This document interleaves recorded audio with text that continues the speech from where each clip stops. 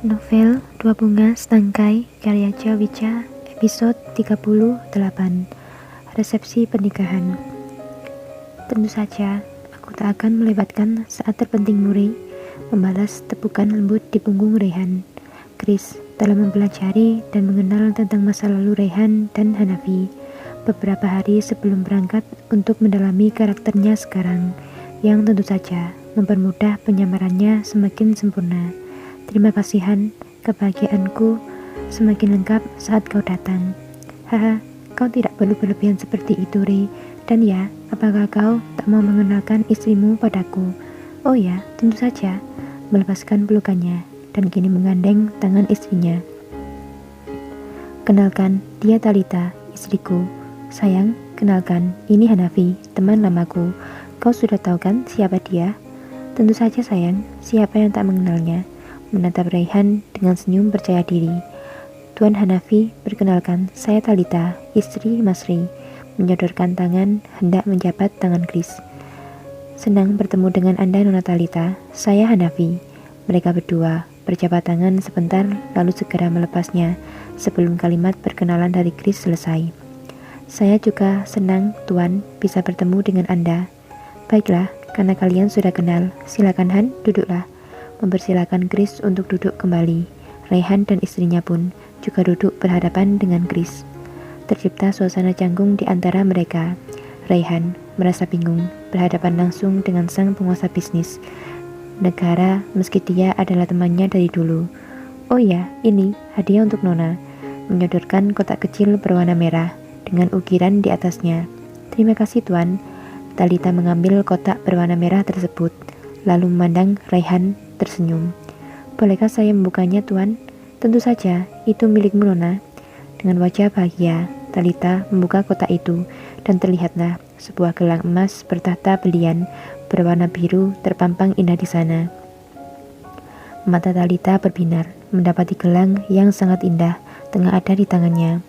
Gelang dengan keluaran desain terbaru yang baru saja menjadi trending di kalangan sosialitanya. Desain milik perusahaan Wijaya Group sendiri yang tentu saja harganya dibanderol sangat tinggi menjadi hadiah pernikahannya kala ini. Sungguh Tuan, gelang ini indah sekali. Terima kasih Tuan. Matanya berbinar senang menatap Chris dengan senyumnya yang merekah. Rehan pun tak kalah senang. Beberapa hari yang lalu, ia melihat istrinya tengah melihat-lihat perhiasan dalam ponselnya, dan gelang itu salah satu gambar yang tersimpan di dalam galerinya. Ia mengatakan sangat suka dengan desainnya dan ingin memilikinya suatu saat nanti. Tak diduga, kini malah menjadi hadiah pernikahannya sendiri. Wajah bahagia pun terpancar dari keduanya. Chris memberikan isyarat Rehan untuk memakaikan gelang itu pada istrinya. Dengan senang hati, Rehan pun langsung mengambil dan menaruhnya pada pergelangan tangan istrinya. Terima kasih Han, apa hadiah ini tidak berlebihan untuk kami?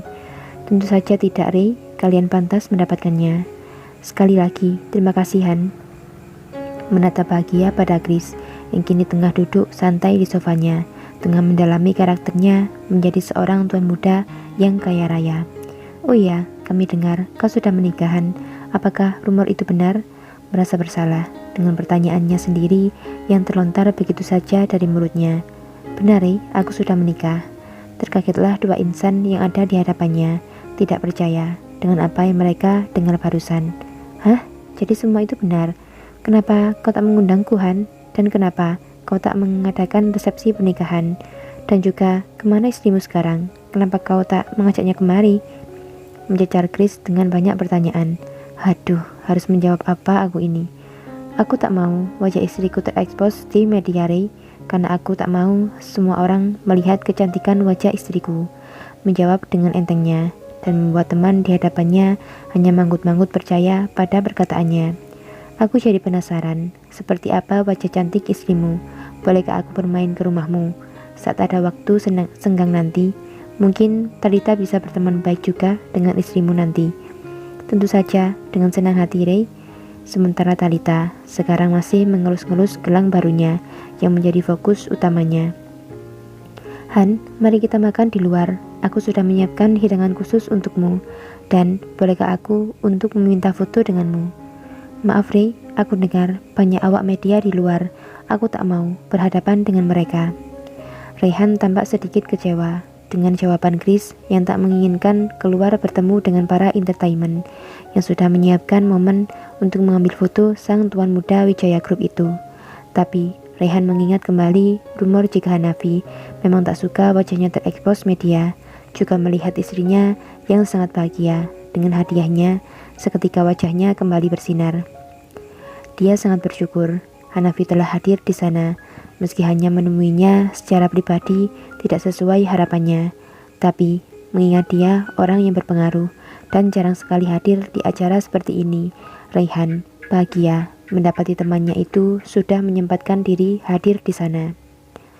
Rayhan pun menyuruh para pelayan untuk menyiapkan perjamuan khusus di ruang tunggu VIP tersebut untuk Hanafi. Tetapi Chris segera menolaknya dengan berdalih ia harus segera kembali ke negaranya, kan ada beberapa urusan penting yang harus ia selesaikan, dan ia tak bisa berlama-lama di sana. Sebenarnya ia merasa lapar, apalagi mengetahui menu makanan dingin negara X yang terkenal dengan kelezatannya. Tapi ia urungkan, karena bisa berbahaya nanti jika ia membuka maskernya, dan mereka mendapati bukanlah Hanafi yang menghadiri acara mereka. Dan untuk membahagiakan pasangan pengantin tersebut, Chris mengizinkan mereka mengambil beberapa foto bersama yang tidak akan menjadi masalah besar untuk Chris karena dirinya yang tetap memakai maskernya.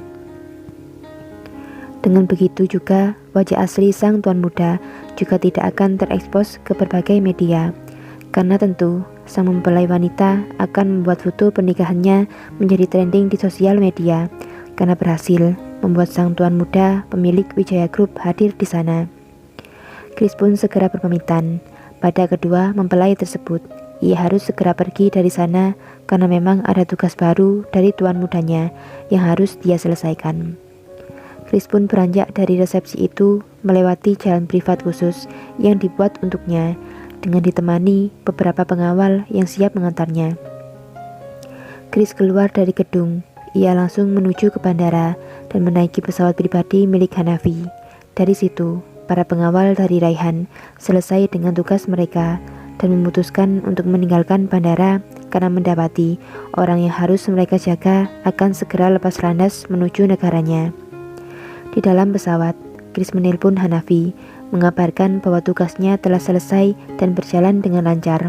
Hanafi pun memberikan tugas pada Chris untuk menemui klien barunya malam ini juga di restoran milik Wijaya Group sendiri. Hanafi mengirimkan beberapa dokumen yang akan mereka sepakati, yang tentu ia harus memahami dan mempelajari terlebih dahulu dengan waktu yang cukup singkat itu. Chris juga harus menghadiri 3 rapat dalam kantor Wijaya Group esok hari dan berperan sebagai Hanafi. Telepon pun ditutup. Banyak sekali pekerjaan yang menantiku saat ini, tapi sama sekali aku tidak bisa berpikir dengan keadaan perut lapar seperti ini. Chris pun segera berlari kecil menuju dapur pesawat dan memakan langsung menu yang baru saja dimasak oleh koki pesawat. Dengan posisi berdiri di dapur, dia pun memakan dengan lahapnya sambil sejenak melupakan tugas barunya yang harus dilaksanakan beberapa jam lagi. Bersambung.